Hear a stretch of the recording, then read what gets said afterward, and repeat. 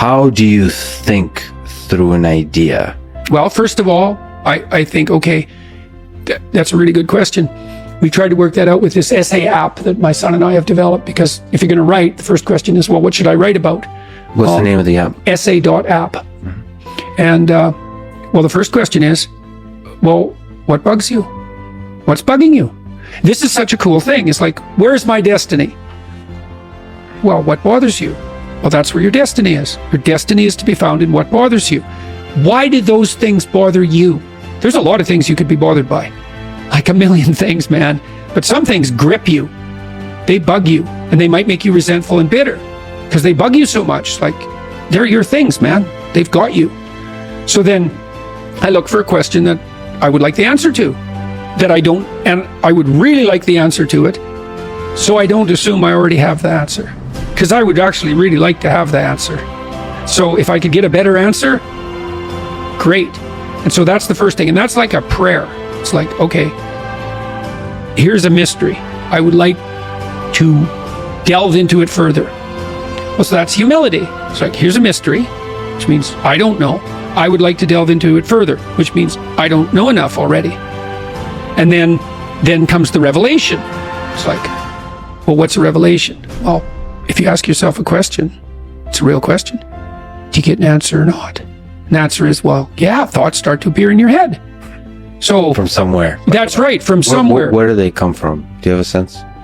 Depends on what you're aiming at. Depends on the question. But it does to some degree. It depends on your intent. So imagine that your intent is to make things better. Then maybe they come from the place that's designed to make things better. Maybe your intent is to make things worse. Then they come from hell.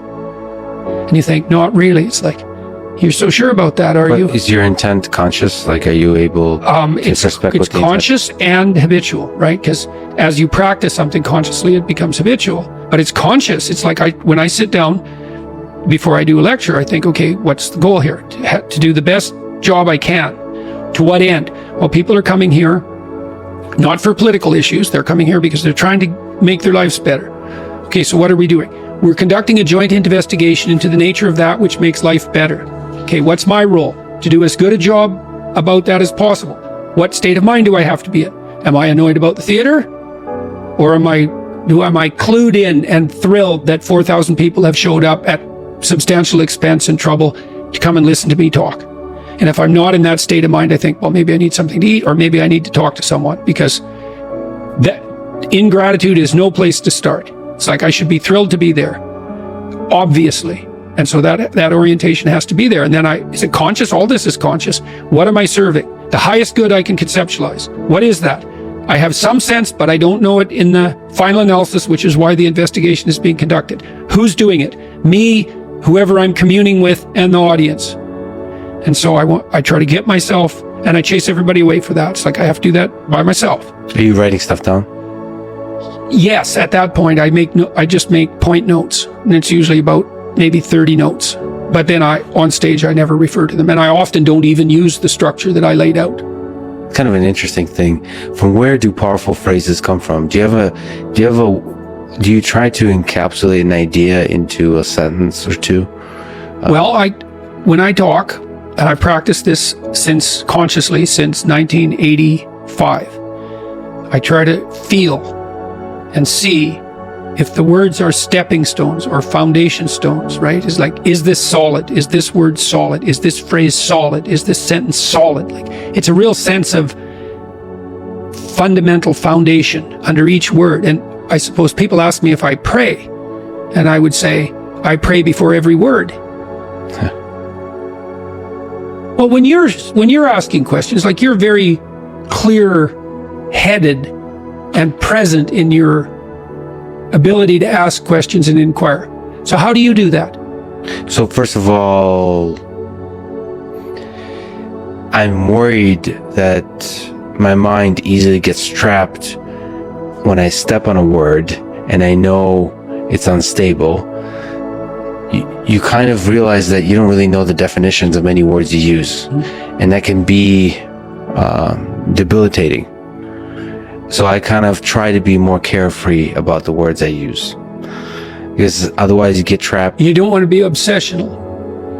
Like literally, my mind halfway through a sentence will think, well, what does the word sentence mean? Right. Well, neurologically, and then everything else just explodes. Yeah. Your big picture idea explodes, and you lost yourself in the minutia.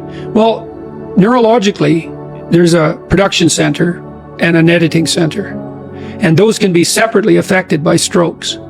And so often when people are writing or talking, they try to activate both at the same time.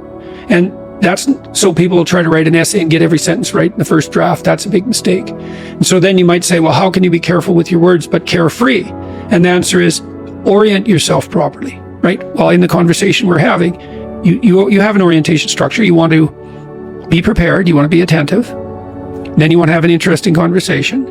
And you want to have the kind of interesting conversation that other people want to listen to, that will be good for them in some manner. Okay, so that's a pretty good frame. And then you kind of scour your heart and you think, is that really what you want? Are you after fame? Are you after notoriety? Are you after money? I'm not saying any of those things are necessarily bad, but they're not optimal, especially if you're not willing to admit them, right? And so they can contaminate you. So you want to be decontaminated. So you have the right trip, let's say. And so you have to put yourself, that's a meditative practice. You have to put yourself in the right receptive position with the right goal in mind. Then you can, and I think you can get better and better at this, then you can trust what's going to happen. So for example, before I came here, you had all sorts of reasons. And then you think, well, are you just letting the conversation go where it will? It's like, well, not exactly. You spent all this time. It's not like this came about by accident, this conversation. You spent all this time framing it. Mm-hmm. And so all of that provides the implicit substructure for the play in the conversation. And if you have that implicit, here's another way, this is very much worth knowing, is if you get the implicit structure of perception right, everything becomes a game. And not only that, a game you want to play. And maybe in the final analysis, a game you'd want to play forever. So, that's obviously a distant beckoning ideal. But we know games need rules, or there's no play.